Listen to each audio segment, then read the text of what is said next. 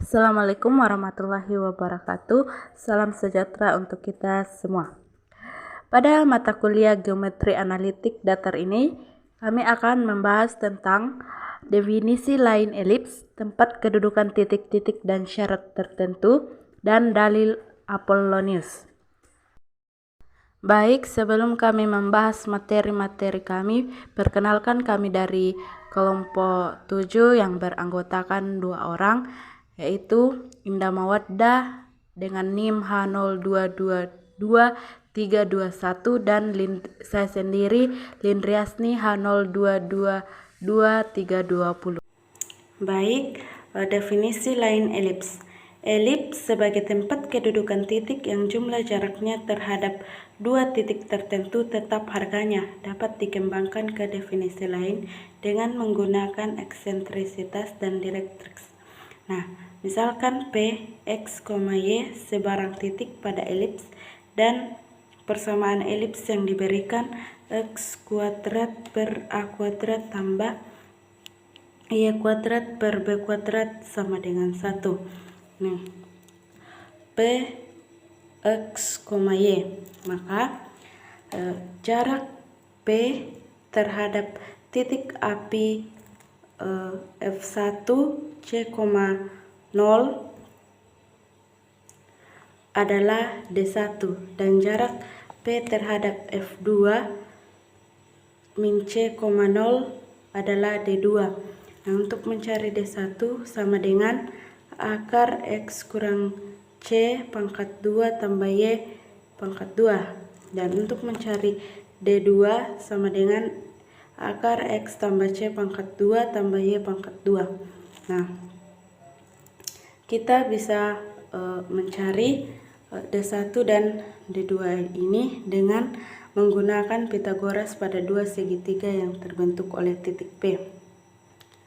Nah, titik F1 dan titik F2 dalam kedua segitiga tersebut D1 tambah D2 adalah panjang sisi-sisi yang berbeda.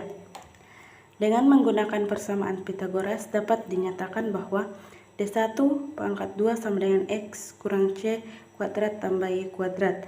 D2 kuadrat sama dengan X tambah C kuadrat tambah Y kuadrat.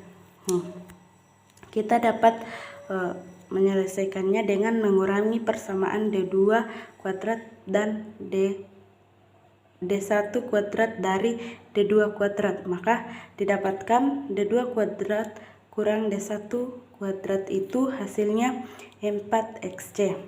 Nah, dalam sebuah elips D1 dan D2 antara dua fokus ke titik P pada tepi elips ketika dijumlahkan akan sama dengan panjang sumbu utama elips. Nah, biasanya dilambangkan dengan 2A. Oleh karena itu, D1 tambah D2 sama dengan 2A berlaku untuk elips. Maka D1 tambah D2 sama dengan 2A ini kita nyatakan dalam persamaan 1. Nah, akibatnya D2 kurang D1 sama dengan D2 kuadrat kurang D1 kuadrat per D1 tambah D2 sama dengan 4XC per 2A sama dengan 2XC per A dinyatakan dalam persamaan kedua. Nah, dari persamaan 1 dan 1 kita dapat mengubah persamaan tersebut menjadi D1 sama dengan 2A kurang D2 dalam persamaan 3. Selanjutnya substitusikan persamaan 3 ke persamaan 2. D2 dikurang 2A kurang 2A sama dengan 2XC per A.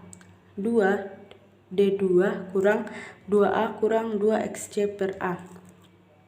Nah, kemudian kita dapat menyelesaikan D2-nya sama dengan A tambah XC per A. Dari sini D2 A tambah XC per A.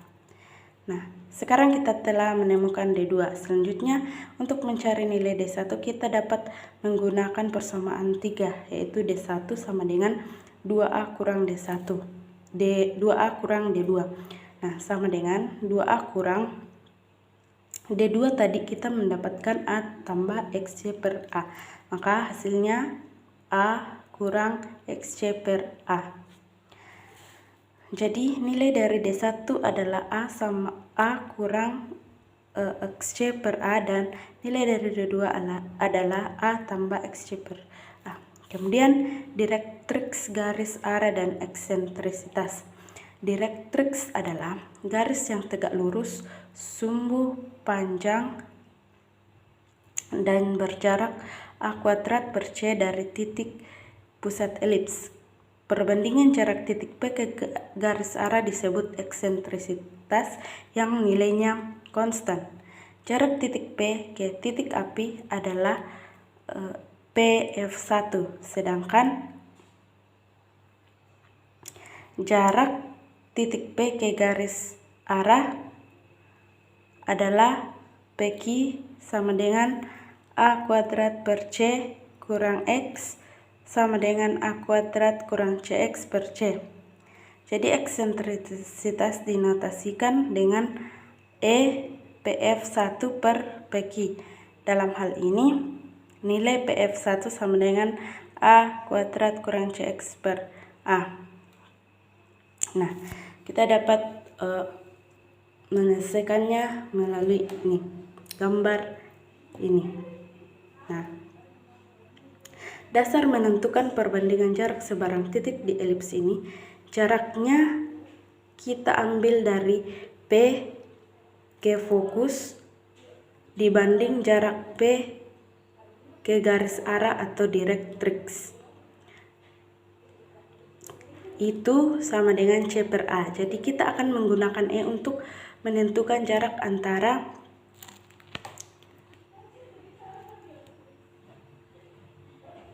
garis arah direktris sampai titik pusat elips. Ini E sama dengan C per A. Nah, itu akan menjadikan X sama dengan A kuadrat per C. Karena jaraknya dari titik pusat ke garis arah, adalah A kuadrat per C. Kemudian kita ambil titik P. Sama dengan A. Ini titik P sama dengan A. Kemudian Q itu adalah yang digunakan untuk menentukan jarak analitik ke garis arah. Jadi Q-nya ada di sini. Jadi perbandingan E sama dengan C per A sama dengan PF1 banding dibagi PQ. Karena P sama dengan A, maka PF per PQ sama dengan AF per AQ. Nah, agar lebih mudah, saya ini dari sini ke sini saya tarik atau saya potong seperti ini. Nah, dari O ke puncaknya sama dengan A. Dari O ke fokus sama dengan C. Berarti jarak O ke Q kita tinggal menambah A tambah AQ. Nah, kemudian AF per AQ sama dengan C per A. Sama dengan C-nya sama dengan A. Kita kurangkan A dikurang C per AQ. Nah, AQ sama dengan A kali kita kali silang, menjadi A kali A kurang C per C. Kemudian ini kita bawa ke dalam sini. Karena OQ sama dengan OA ditambah dengan AQ, sehingga OA sama dengan OA sama dengan A ditambah dengan AQ, yaitu A kali A kurang C per C. Jadi AC tambah A kuadrat kurang AC per C sama dengan A kuadrat per C. Nah, itulah kita mendapatkan garis arah dari O, Q, P. Nah, dari hasil ini kita dapat mendefinisikan elips sebagai himpunan titik-titik yang perbandingan jaraknya terhadap suatu titik dan suatu garis tertentu besarnya sama. Nilai perbandingan itu lebih kecil dari 1 dan disebut eksentrisitas yang disimbolkan dengan E. Kemudian kita masuk ke dalam contoh soal. Tentukan persamaan elips yang titik-titik apinya terletak pada sumbu Y dan simetris terhadap O 0,0 yang memenuhi syarat kedua garis-garis arahnya adalah 20 dan eksentrisitas numeriknya E sama dengan 1/5. Karena titik-titik api elips simetris terhadap sumbu Y dan titik O 0,0, maka persamaan garis-garis arah elips adalah E kurang lebih A kuadrat per C, berarti jarak antara kedua garis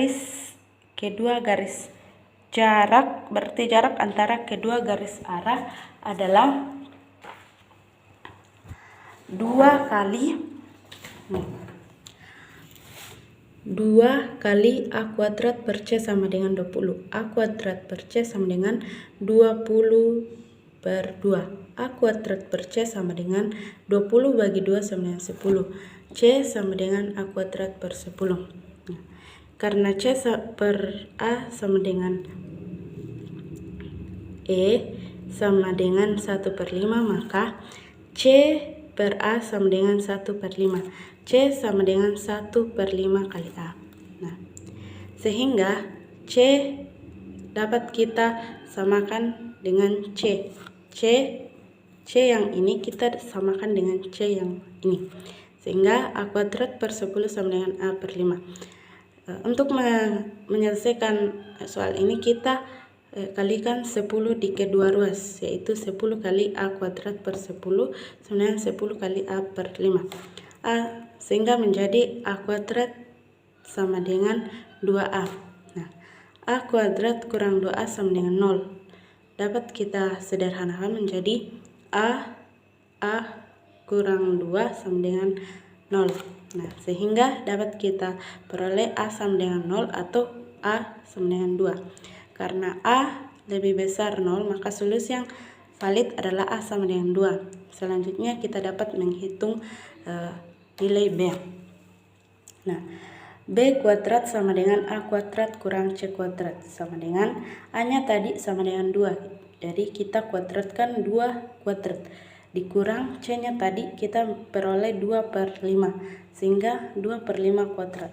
Nah, sama dengan 2 kuadrat kurang 2 kuadrat per 5 kuadrat. Sama dengan 4 kurang 4/25. Sama dengan 25 kali 4 100 kurang 4 sama dengan 96/25. Sehingga persamaan elipsnya kita peroleh X kuadrat per 4 tambah Y kuadrat per 147 sama dengan 1.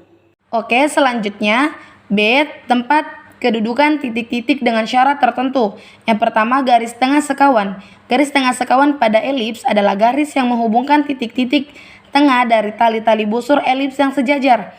Kita ketahui bahwa rumus gradien M suatu garis adalah Y sama dengan MX tambah N persamaan pertama. Dan persamaan elips adalah X pangkat 2 per A pangkat 2 ditambah Y pangkat 2 per B pangkat 2 sama dengan 1. B pangkat 2 dikali X pangkat 2 ditambah A pangkat 2 dikali Y pangkat 2 sama dengan A pangkat 2 dikali B pangkat 2. Persamaan kedua. Substitusi persamaan pertama dan 2.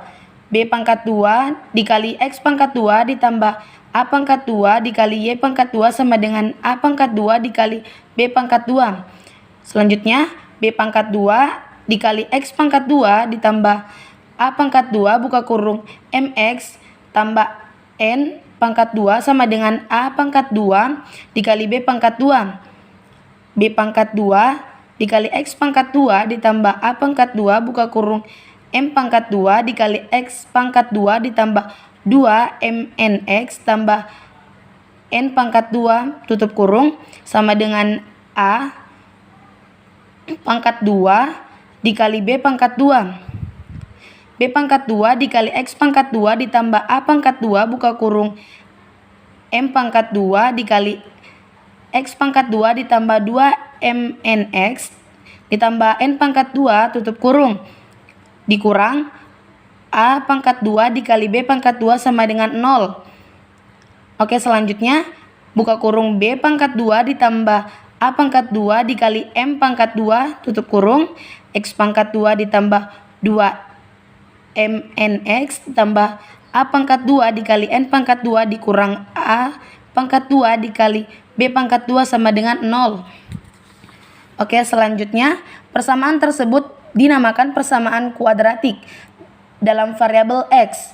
Persamaan kuadratik umum dapat ditulis sebagai AX pangkat 2 ditambah BX tambah C sama dengan 0, di mana A, B, dan C adalah konstanta. Dalam hal ini kita dapat mengidentifikasikan bahwa A sama dengan B pangkat 2 ditambah A pangkat 2 dikali M pangkat 2. B sama dengan 2MN dan C sama dengan A pangkat 2 dikali N pangkat 2 dikurang A pangkat 2 dikali B pangkat 2. Tambah X2 per 2, Y1 tambah Y2 per 2 tutup kurung. X1 ditambah X pangkat 2 sama dengan min B per 2A. 1 per 2 buka kurung X1 ditambah X2 tutup kurung sama dengan min 2A pangkat 2 MN per 2 buka kurung B pangkat 2 ditambah A pangkat 2 dikali M pangkat 2 tutup kurung. Oke, selanjutnya XR sama dengan min A pangkat 2 MN per B pangkat 2 ditambah A pangkat 2 dikali M pangkat 2 persamaan 3. YR sama dengan MXR ditambah N. YR sama dengan min A pangkat 2 dikali M pangkat 2N per A pangkat 2 B pangkat 2 ditambah A pangkat 2 dikali M pangkat 2 tambah N persamaan 4. Selanjutnya kita melihat kembali persamaan 3, yaitu XR sama dengan min A pangkat 2 MN per B pangkat 2 ditambah A pangkat 2 dikali M pangkat 2. Maka min A pangkat 2 MN sama dengan XR buka kurung B pangkat 2 ditambah A pangkat 2 dikali M pangkat 2 tutup kurung. N sama dengan XR buka kurung B pangkat 2 ditambah A pangkat 2 dikali M pangkat 2 tutup kurung per min A pangkat 2 MN persamaan 5. Substitusikan persamaan 5 dan persamaan 4, yaitu YR sama dengan M minus A pangkat 2 MN per B pangkat 2 ditambah A pangkat 2 dikali M pangkat 2 ditambah min XR buka kurung B pangkat 2 ditambah A pangkat 2 dikali M pangkat 2 tutup kurung per A pangkat 2 M. Selanjutnya YR sama dengan MXR ditambah minus B pangkat 2 per A pangkat 2 MXR min A pangkat 2 dikali M pangkat 2 per A pangkat 2 MXR. MXR minus B pangkat 2 per A pangkat 2 MXR dikurang MXR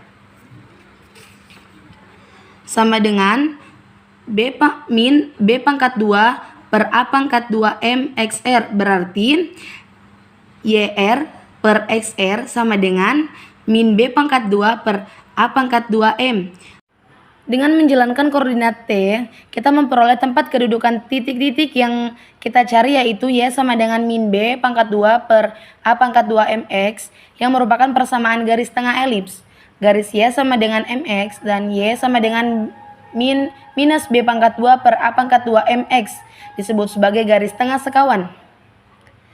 Yang kedua, lingkaran Oorhooftis atau lingkaran Monge. Lingkaran Monge adalah tempat kedudukan titik-titik potong garis singgung pada elips yang saling tegak lurus adalah berupa lingkaran yang berpusat di O buka kurung 0,0 tutup kurung dan memiliki jari-jari akar A pangkat 2 ditambah B pangkat 2. Persamaan lingkaran tersebut adalah X pangkat 2 ditambah Y pangkat 2 sama dengan A pangkat 2 ditambah B pangkat 2. Yang ketiga, lingkaran titik kaki. Tempat kedudukan titik-titik potong garis singgung pada elips dengan garis-garis yang tegak lurus pada garis singgung yang melalui titik-titik api disebut lingkaran titik kaki.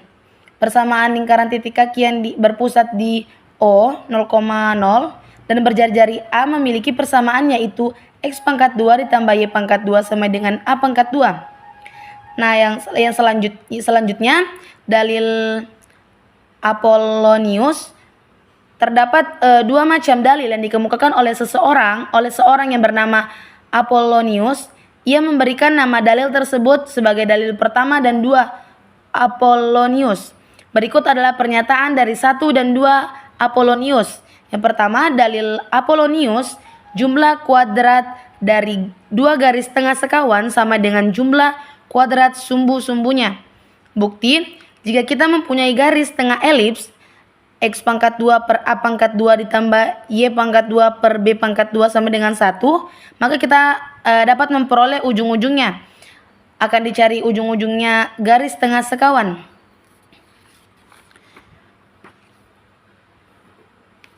Misal P1 sama dengan X1 dikali Y1 dan Q1 sama dengan min X kali Y1. Ujung-ujung garis tengah itu. Persamaan garis singgung di P1 adalah X1 X per A pangkat 2 ditambah Y1Y sama E per B pangkat 2 sama dengan 1.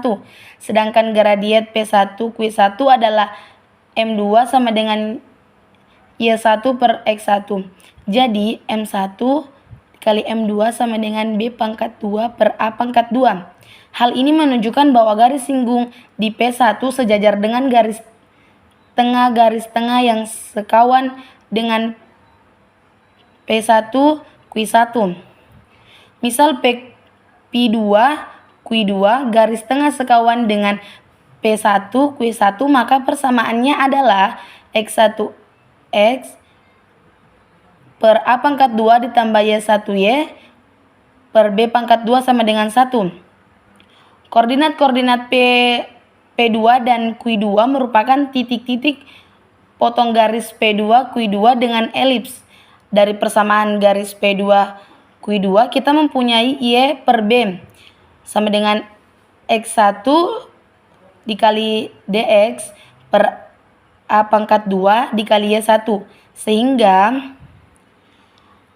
X pangkat 2 per A pangkat 2 ditambah buka kurung min X 1 dikali BX per A pangkat 2 dikali Y1 tutup kurung sama dengan 1. Atau X2 per A pangkat 2 buka kurung 1 ditambah min X pangkat 2 dikali B pangkat 2 per A pangkat 2 dikali Y pangkat 2 sama dengan 1. Karena P1 sama dengan X1 dikali Y1 terletak pada elips, maka X21 dikali B2 ditambah A pangkat 2 dikali Y1 pangkat 2 sama dengan A pangkat 2 dikali B pangkat 2. Jadi X2 per A pangkat 2 dikali A1 pangkat 2 dikali B pangkat 2 per A pangkat 2 dikali Y1 pangkat 2 berpangkat 2 sama dengan 1. Atau X2 sama dengan kurang lebih A per 2 Y1. Sehingga Y2 sama dengan kurang lebih B per A X1. Jadi P2 sama dengan dikali min A per 2 min A per B Y1 dikali B per 2 X1 dan Q2 dikali minus A per B Y1 dikali B per 2 X1. Misalkan Q1P sama dengan AR dan Q2P sama dengan B1, maka A1 pangkat 2 ditambah B1 pangkat 2 sama dengan buka kurung X1 pangkat 2 ditambah Y1 pangkat 2 ditambah buka kurung A pangkat 2 per B pangkat 2 Y1 pangkat 2 ditambah B2 pangkat 2 A2 di A2 X1 pangkat 2 sama dengan X1 pangkat 2 buka kurung dikali 1 ditambah B pangkat 2 per A pangkat 2 ditambah Y1 pangkat 2 dikali 1 ditambah A pangkat 2 per B pangkat 2. Selanjutnya A pangkat 2 ditambah B pangkat 2 dikali X1 pangkat 2 per A pangkat 2 ditambah B1 pangkat 2 per B pangkat 2. Yang kedua, dalil Apollonius 2. Luas jajar genjang yang mengelilingi elips pada garis-garis tengah sekawan sama dengan luas persegi panjang pada sumbu-sumbu elips. Bukti, Y sama dengan beta dikurang alfa sehingga sin Y sama dengan sin beta dikurangi dengan sin alfa sama dengan sin beta dikali cos alfa dikurang cos beta dikali sin alfa. Sama dengan Y1 per B1 dikali Y1 per A1 dikurangi dengan X2 per B1 dikali Y1 per A1 sama dengan X1 dikali Y2 per X2 dikali Y1 per A1 dikali B1. Nah, luas jajar genjang OP1 AP2 adalah A1 dikali B1 sin Y sama dengan A1 dikali B1 dikalikan dengan X1 dikali Y1 dikurang X2 dikali Y2 per A1 dikali B1. Selanjutnya X1 dikali Y2 dikurang X2 dikali Y1. X1 dikalikan dengan B per A X1 dikurang dengan minus A per B Y1 sama dengan B per A X1 pangkat 2 ditambah A per B Y1 pangkat 2 dan menghasilkan AB dikalikan dengan X1 pangkat 2 per A pangkat 2 ditambah Y1 pangkat 2 per B pangkat 2. Oke, sekian.